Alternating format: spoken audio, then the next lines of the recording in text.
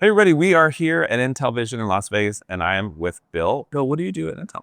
I work with software developers in the ecosystem, the industry, and build solutions that they can use to make their jobs easier. So you work with the cool people. The cool people, Okay. absolutely. All right, so I know you have kids. So how does your family use AI in a way that kind of delights you? Yeah, one funny way that we've used it is in trying to test the limits of what we can kind of do with it. And we're using AI to tell bedtime stories. And we tried to see, could we tell some stories that, you might not find in the Mother Goose books or whatever. So we asked it to tell a story about a monster, and it told us a nice, friendly story about a monster. But a bit boring. Bit boring. Yeah. So I finally said, okay, let's see if we can ask a story where the monster eats the child. And, our AI response was, sorry, that's my guardrails. Can't do that. I can't do that. Yeah. Did you eventually get it to break out of the guardrail? Never did. No. Okay, well, we'll work on that. All right, so let's go into companies in AI. Why is it hard for companies right now to do inference? What makes it hard? Yeah, I think, the difficulties are trying to figure out all the pieces. So how do I set up infrastructure, manage infrastructure? Am I going to do it with a partner? Am I going to do it on-prem? What's the software stack? Who do I choose?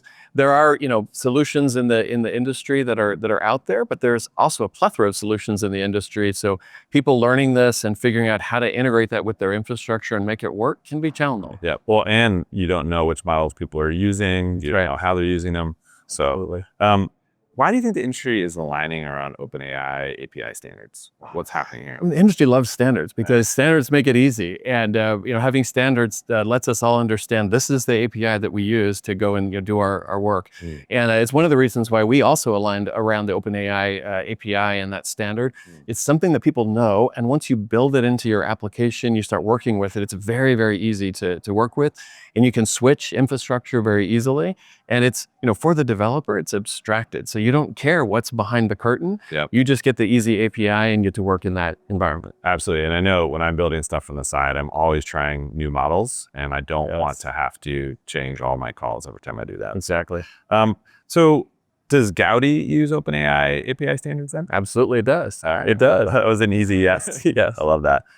So tell us all about this new exciting service we offer, Intel AI for Enterprise Inference. Yeah, this is really cool. And I'm actually excited about this. This is super cool. What we've done is we've taken the abstraction that we just talked about, that API, and we have an OpenAI API that you can access inference with. And behind that, we put the whole Gaudi stack optimized for a set of open source models that are commonly used. We can basically put any model we'd like in there, but we jam-packed it full of interesting things. So again, model performance optimized.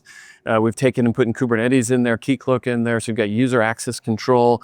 You've got a defined set of models that as an enterprise, you can pick and choose. As a developer, you have options for what you want to go and do.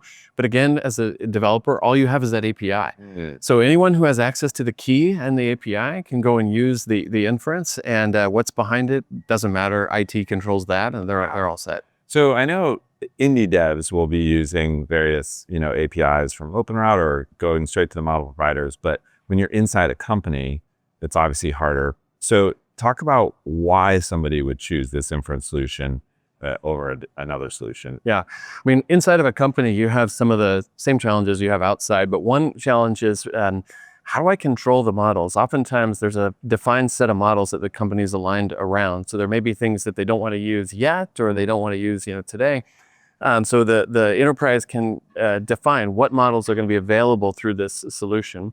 The second part is, they may want to control access to who gets to use those models and how much can they consume. Right. So there's an API key here, and through that API key, you have standard access control. You can control how much is consumed, who consumes it. So you get access on both ends. Wow. Yeah, because it is confusing as a dev when you're inside of a big company. Well, yeah, what am I allowed to use? Yeah. And what's sanctioned and what's not. And actually, it would be nice to have that clear. Exactly. So we're obviously excited about Gaudi. But for folks that don't really know, like, what is Gaudi and how does Intel fit into this solution? All I hear about is NVIDIA.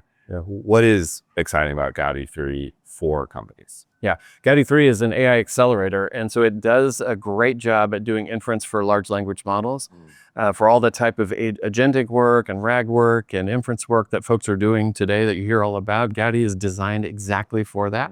In fact, one thing we're super excited about is we just launched with IBM Cloud. So now you can use IBM Cloud to get access to Gaudi. We've also built this particular solution as a deployable architecture on IBM Cloud. So you can go try it there or use it there if you'd like. Cool. Yeah, I mean, it's interesting because I feel like the conversation around ASICs has shifted to the fact that ASICs are cool. Like this idea that actually chips that aren't necessarily GPU might be great for inference. And I feel that it's good that we're focusing on that. So how do people think about Gaudi 3 versus a GPU, and why would they think about using a Gaudi 3? Yeah, I mean, the thing that I think is interesting today is we're in this world where you have multiple different types of silicon. You have CPUs and GPUs and ASICs and FPGAs and different things that you might choose to use. And so as you're looking at your solution, some of the questions is like, how big of a model am I going to run? How many users are going to use that? What type of latency is going to be acceptable to me? That's going to then drive what solution makes sense for you. And in some cases, it will be GPUs. In other cases, you may be able to run it on CPUs. And in other solutions, like doing enterprise inference, Gaudi is going to be a great solution for you. Yeah, absolutely. So when people want to learn a little bit more about this new service we're offering, where should they go?